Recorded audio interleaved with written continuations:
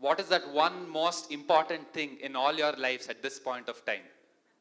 Happiness, fantastic. Happiness, great. So, I'm sure all of you will have that one most important thing in your lives, right? And it also changes from time to time. For some, it could be a college. For some, it could be happiness. For some, it could be your girlfriends and boyfriends. For some, it's college. And for some, it's just having fun in life, right? For me, at this point of time, the most important thing in my life is my son, Arjun Shiv, was born about 6 months ago. And this is the picture taken about a month back. And yesterday it turned 6 months old. So why I'm telling you this? Because whatever we do today in life revolves around the one we love, right? Yes. So I see most of you are students and professors and the speakers. But for students, once when you start earning, when you get married and when you have children, you'll realize you need not do anything special to give them good education or good life. You're all good people. God will surely bless all of us. They will have that. But what is more important is a good society to live in, right? After we pass on, that is meaning after we die, my loved one should live in a good society. If not, what's the point in giving them good education, good life, luxury? There is no meaning to it at all, right? So all of us should come together to create a good society to live in. And philanthropy plays a very, very important role. Philanthropy is not something new to us Indians, right? Is it new? We have been land of givers. We have been giving it from the day we've started writing history about India. We have given lot to Westerners. We have given lot to Britishers in particular, right? So philanthropy is not something new to us. So how do we look at philanthropy today? There are two ways of doing it.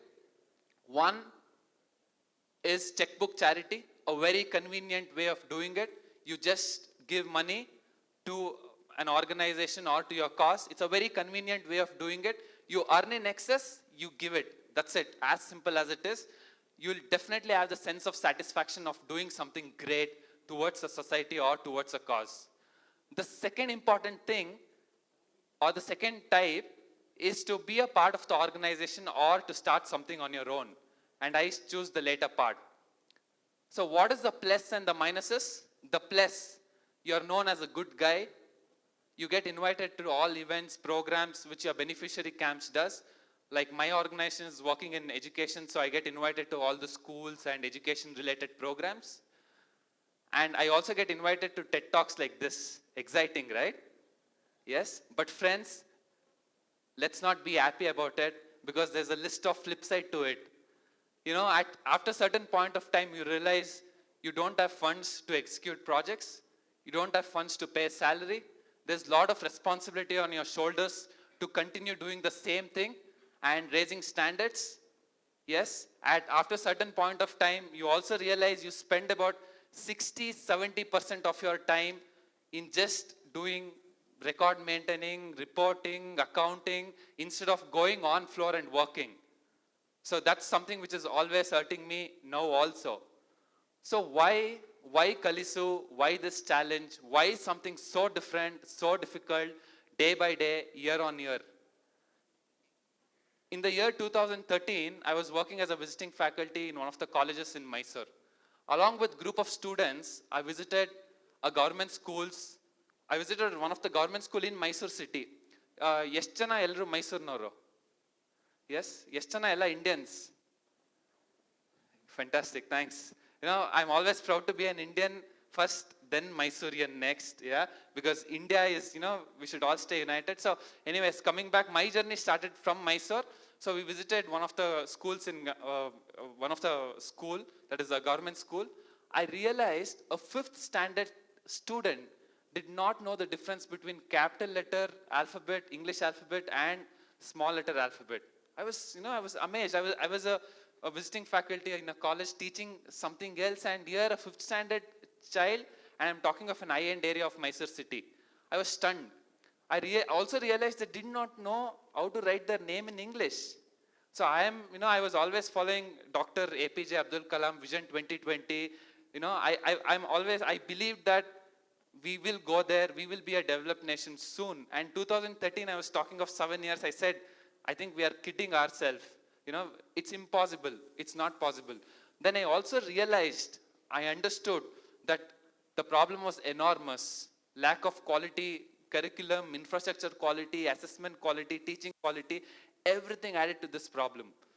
We had to do something. I'm a very strong believer. I believed that day, I'm believing today, I'll believe tomorrow, that education is the only way for a better India and nothing else can change this.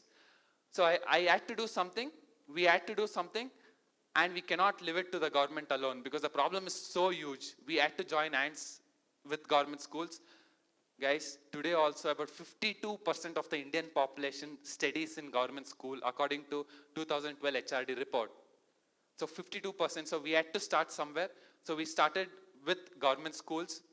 In the year 2013, Kalisu was born with an objective to improve the quality of education in government schools. Today, we are doing it through libraries. Before that, I also want to share some very interesting statistics. So 40, before continuing about Kalisu, just a very important statistics, which I was also shocked when I got to know this. 40% of the 18-year-olds can't read a simple text in English. 25% of the age group between 14 to 18-year-old cannot read basic text in their own language. So we are not talking of English alone. Whatever is your mother tongue, whatever is our mother tongue, we are unable to read that. And 55% of the grade 5 students cannot read grade 2 textbook. This was the recent statistics which was out. So reading is a very important skill. What do we do when we do not know something? We read. We learn to read, right? And this is a very important tool that all of us should learn. So we decided that we have to work towards improving the reading habit among children. So Kalisu started building libraries, igniting young minds to read and to learn new skill. So this is becoming a very sustainable model of what we are doing. Today, I'm standing here and proudly saying that we have built about 35 libraries in government schools, which is impacting about 10,000 students, and every year there are about 1,06,600 books are read through our libraries. That is in 35 libraries. Thank you. And it's counting. In the next 2 months, we are opening 4 more libraries, and we are coming out with various projects with a sole objective to make sure children read. And as of today, our vision is to make by 2020, that is 2022, we want to make 10 million children read by 2022. And this is our vision, and we are moving forward with this. So across 35 libraries, we have about 10,000 students studying, in a sense, in government schools, and it's impacting 10,000 students. So these are some of the images of our libraries. Before going through certain images, I would like to tell you, these are some of candid images, just going and clicking, like as every candid photographer does. But these images, there's no candid photographer who's gone and clicked it, nor we haven't used any DSLR. This is clicked by using simple smart phones. No filters, no editing, done.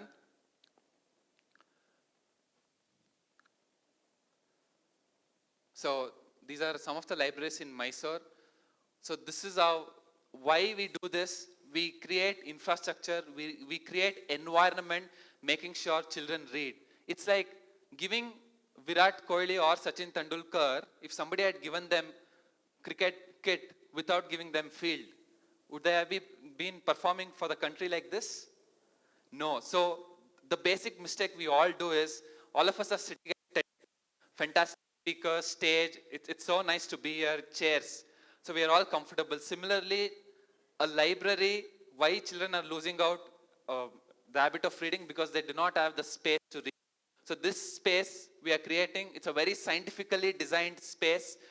We put bamboo mats. If we all remember Gurukul system, we want to bring that because it's need. We don't want to give them luxury. We don't want to put them good chairs, hi-fi tables. No, the objective is to make them read, and we are doing it.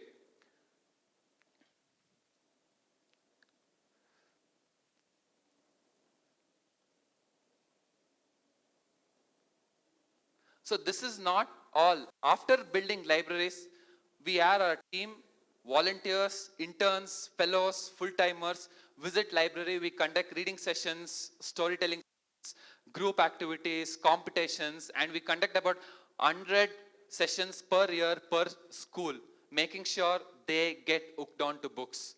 So this will make sure they learn a very important skill in their life, that is to learn new things. So what has made me realize after putting in so much effort is every child has limitless potential irrespective of their background or whichever school they study. I want to introduce to you our young poetess and our, I would proudly say alumni of Kalisu Foundation. So she is Bhavani, Miss Bhavani. We met her when she was in 6th grade in one of the government schools in Mysore. She has written about 100 poems at Kalisu Foundation. She had been a very regular, she had been a very regular visitor to our library, reading many, many books, drawing inspiration. She started writing. So this is something, I'll share a couple of poems with you. I'm sure all of you understand Kannada. If not, I'll try translating in between or your friends. So, kabbu andare ishta, tinnoke kashta, Himalaya andare ishta, attoke kashta, alva andare ishta, sugar bandre kashta, kalisu andare ishta, adare mareyoke kashta. So, I still get goosebumps when I read these poems. And this is so short, but I'll tell you why I thought I should, show it to you. ತಾಯಿ ಕೊಟ್ಟರು ಜನ್ಮವನ್ನು ತಂದೆ ಕೊಟ್ಟರು ಪ್ರೀತಿಯನ್ನು ಕಲಿಸು ಕೊಟ್ಟರು ವಿದ್ಯೆಯನ್ನು. So why it makes me feel proud, I'm sure all of us, if I say what is that one thing you'll always forever remember is our parents, right? So a child is comparing Kalisu to parents. So this is something, which is, I don't know what, I do not have words to say. So last one, ಬುದ್ಧಿ ಹೇಳುವುದಕ್ಕೆ ತಂದೆ ತಾಯಿಗಳ ಮಾರ್ಗ, ವಿದ್ಯೆ ಕಲಿಸುವುದಕ್ಕೆ ಗುರು ಹಿರಿಯರ ಮಾರ್ಗ, ಆದರೆ ನಾನು ಸರಿಯಾದ ದಾರಿಯಲ್ಲಿ ನಡೆಯಲು ಕಲಿಸು ಫೌಂಡೇಶನ್ ಮಾರ್ಗ. So we have published this book and we have filed about 75 poems. We are giving it to people just to make sure we find or get many Bhavanis, many talents like this in government schools. So today about 500 volunteers fight this fight, do this work. A big salute to all the volunteers, to all my team members who have been doing this, not only my team, whoever has been associated with social cause. So philanthropy play a important role to create a good society we live in. I had to ask you one more question. Do you know how many NGOs exist in the country? Registered ones. There are about 31 lakh non-profit organizations registered in the country. That means to say, for every one person, there are 750 schools in the country. But for every 750 citizens, there's one school. But for every 400 citizens, there's one NGO. So, but still problem are on the race. Why? Because we are not coming together. We are not joining hands. Things can change only when all of us come together to change this society. If I had to tell you, Mark Zuckerberg, founder of Facebook, has pledged about 99% of his wealth towards charity. Warren Buffett has contributed 32,000 crores towards charity, making him the world biggest philanthropist in the history. Bill Gates, whoever, Steve Jobs, um, Harry Potter, J.K. Rowling, the person who wrote Harry Potter, Michael Jordan, all of them have been contributing towards charity. So when a celebrity contributes towards charity, common man like all of us might be inspired and do something. I am with all of you if you are thinking that celebrities have money, have time, have resources to do this. But all of us can do it in a small way in whatever we can, right? Can we all be a part of any of the cause which is which you feel like joining and spend some time there? Or can we reserve a small portion of money which goes to the charity? Can we all do that, right? So if we all start joining hands and if we all start helping each other, I am sure this society will be a better place to live in. Imagine a country that feels so different. Imagine a country that feels so different because you stopped thinking about it, because you stopped talking about it. Nowadays, most importantly, because you stopped sharing it or putting it on social media. Instead, we, we all did something about it, right? Yes? So believe in yourself. You are the change. The change starts from you. And if all of us don't come together, we will not be living in a good society. So thank you, one and all. And that's 18 minutes. See you tomorrow.